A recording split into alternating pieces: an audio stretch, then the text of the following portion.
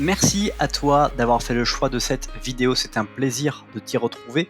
Et dans cette vidéo, on va voir ensemble qui est Jordan Peterson, puisque si tu es dans cette vidéo, c'est que certainement tu as découvert l'un de ses livres ou que tu as pu observer que Jordan Peterson était assez expert en psychologie sociale, en psychologie des personnalités, en neurosciences et qu'il s'intéressait beaucoup notamment à la psychologie des croyances religieuses et que certainement tu as l'impression que c'est un domaine un peu nouveau, un petit peu quelque chose de spécifique et que tu as envie d'en savoir davantage. J'étais exactement comme toi et dans cette vidéo on en parle. Mais juste avant cela, je t'invite à apprécier cette vidéo pour m'encourager ce type de contenu, mais aussi, si tu n'es pas encore abonné, à t'abonner à la chaîne YouTube en activant les notifications pour ne pas rater les prochaines vidéos et redécouvrir les vidéos les plus populaires.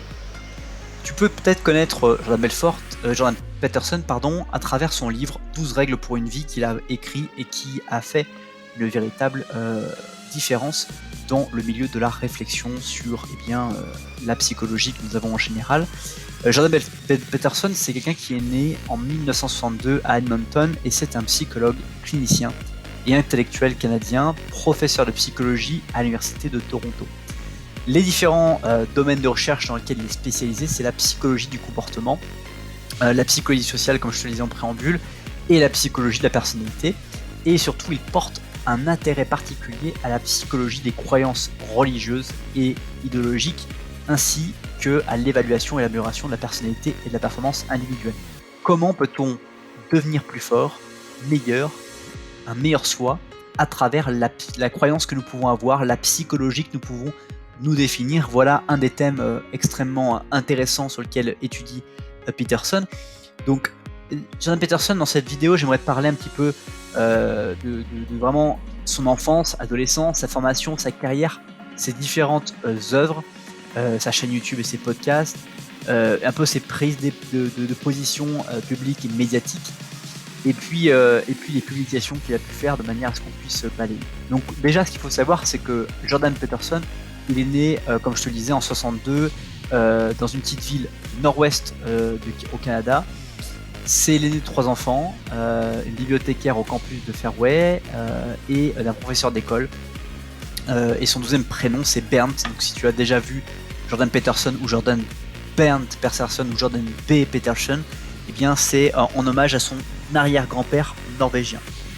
À l'âge de 13 ans, il découvre les écrits de George Orwell, d'Aldous Huxley, d'Alexandre Solzhenitsyn et Ayn Rand par la bibliothécaire de son école, Sandy Notley, une mère importante dans l'école dans laquelle il était.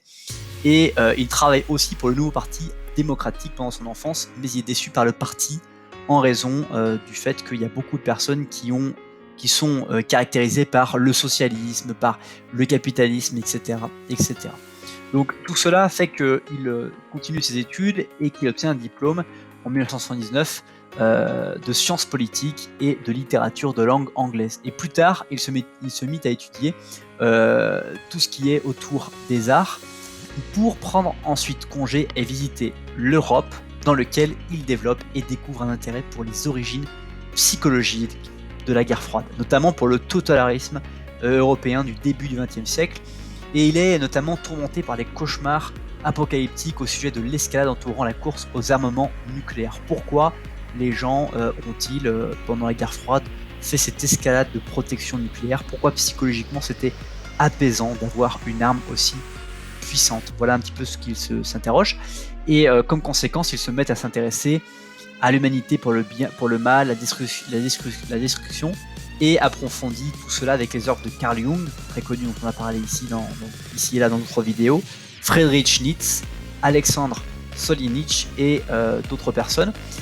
Il retourne ensuite à l'université d'Alberta, il reçoit en 1984 un baccalauréat en art en psychologie et il déménage à Montréal pour y fréquenter d'autres universités, dans lesquelles il obtient en 91 son doctorat en psychologie clinique sous la supervision de différents très grands professeurs. Et sa carrière, il la débute en 93 jusqu'en 98, puisque habitant dans le Massachusetts aux États-Unis, il enseigne et recherche à l'université d'Harvard à titre de professeur assistant, puis de professeur associé au département de psychologie. Durant cette période à Harvard, il mène ses études sur les agressions découlant de l'abus des drogues et de l'alcool et supervise un certain nombre de propositions de thèses non conventionnelles.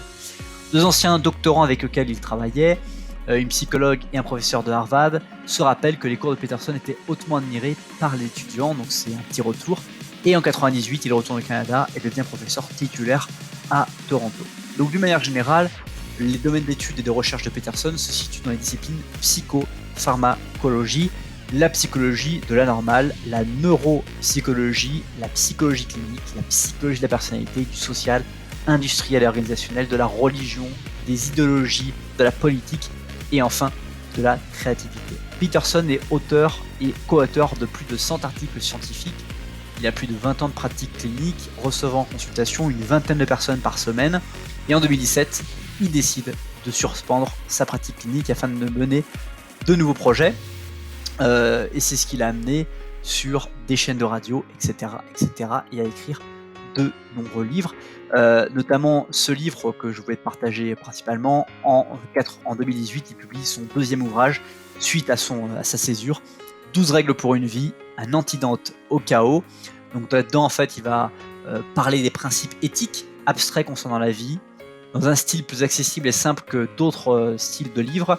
Et pour promouvoir son livre, il se fait une tournée mondiale, un peu comme Arnold Schwarzenegger aime à faire lorsqu'il vend ses différents livres. Dans un très court laps de temps, il reçoit beaucoup d'attention. Et puis sa chaîne YouTube se développe puisqu'il arrive à plus de 9 millions de vues sur YouTube. Et son livre se place comme l'un des plus vendus sur Amazon aux États-Unis et au Canada, ainsi que 4e au Royaume-Uni, et publié en France en octobre 2018 chez les éditions Lafon.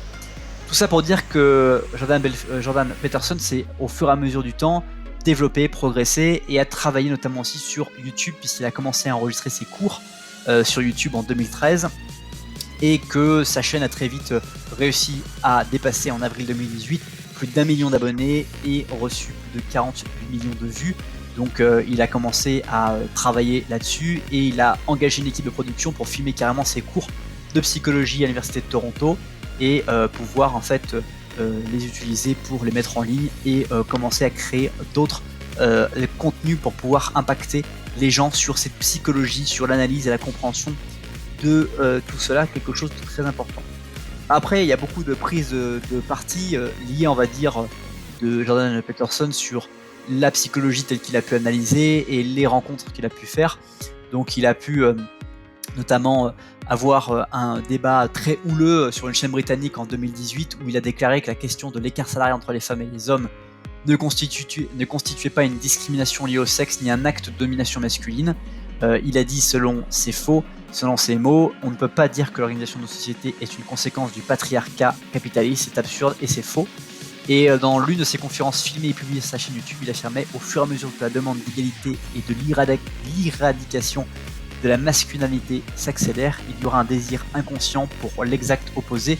Plus vous criez sur l'égalité et plus votre inconscient va admirer la domination. Donc c'est en fait, pour lui, selon ses analyses en psychologie, les principes qui gouvernent sur le fait qu'il ne faut pas trop marketer, mais ça c'est son point de vue et c'est des prises de position qui le marketent, qui font qu'on l'apprécie ou qu'on le déteste d'une certaine manière. Autre critique aussi, c'est affirme de ne pas faire de politique puisque voilà, il joue à un niveau philosophique ou peut-être même au niveau théologique, mais il attaque régulièrement la gauche et l'anticapitalisme, le féminisme moderne et les féministes. Il critique notamment ce qu'il appelle les gauchistes radicaux, les féministes racistes. Bref, il prend des positions qui sont quand même politiquement assez importantes. Et voilà. Aussi, il a été très connu pour s'être opposé à un projet de loi fédéral au Canada par le gouvernement de Justin Trudeau en 2016 et qui est devenu d'ailleurs une loi, celle sur laquelle l'interdiction à la discrimination entre les personnes transgenres. Il revendiquait la liberté d'expression contre les dictates et voilà, il a beaucoup défendu cette chose-là. Sur sa chaîne YouTube et popularité sur Internet, il possède une chaîne comptant plus de 2 millions d'abonnés dans lequel il propose pas mal d'interviews et la principale raison pour laquelle son public semble être majoritairement masculin n'est pas parce que ses vidéos, son dernier livre 12 règles pour la vie, encouragent les jeunes hommes à s'affirmer, mais principalement la différence de fréquentation selon lui entre hommes et femmes que l'on retrouve sur la plateforme YouTube. 80% des personnes regardant YouTube se trouvent être des hommes, comme il l'a affirmé lors de récentes interviews. Donc il y aurait, en fait, dire beaucoup plus d'attrait, d'attraction des hommes sur YouTube que de femmes d'après ces statistiques. Alors j'ai jamais vraiment regardé, mais voilà. En tout cas, c'est quelque chose qui est à creuser. Il y a aussi beaucoup attrait à vouloir médiatiser l'intellectuel qu'on peut avoir en nous, et c'est quelque chose qui pour lui revient beaucoup. Donc il est très orienté sur la psychologie, et peut-être que même on peut considérer qu'il est peut-être aussi atteint de troubles psychologiques à force d'avoir voulu observer tant de personnes sur la psychologie. Mais tout ça pour dire que ce qui est intéressant dans les travaux de Jordan Peterson, si tu n'as pas lu son livre Les 12 règles pour une vie, c'est que cet antidote au chaos qu'il propose, c'est vraiment la quintessence de toute son expérience, et donc ça te permet vraiment de gagner du temps sur beaucoup de pathologies, beaucoup de rencontres que tu peux faire, et beaucoup de choses qui vont impacter ta vie de manière ou d'une autre. C'est déjà la fin de cette vidéo. Merci beaucoup pour le temps que tu vas consacrer à la regarder. Si ce n'est pas encore fait, je t'invite à partager cette vidéo à une personne à laquelle tu penses ici et maintenant. Aussi, je t'invite à commenter cette vidéo, me dire ce que tu retiens, ce qui t'a impacté dans cette vidéo, ça m'intéresse vraiment. Et enfin, de lire dans les commentaires d'autres contenus pour aller beaucoup plus loin que cette vidéo, comme notamment les formations en ligne disponibles en un clic depuis le confort de ton domicile. Passe une très bonne suite de journée et merci encore d'avoir fait le choix de cette vidéo. À bientôt.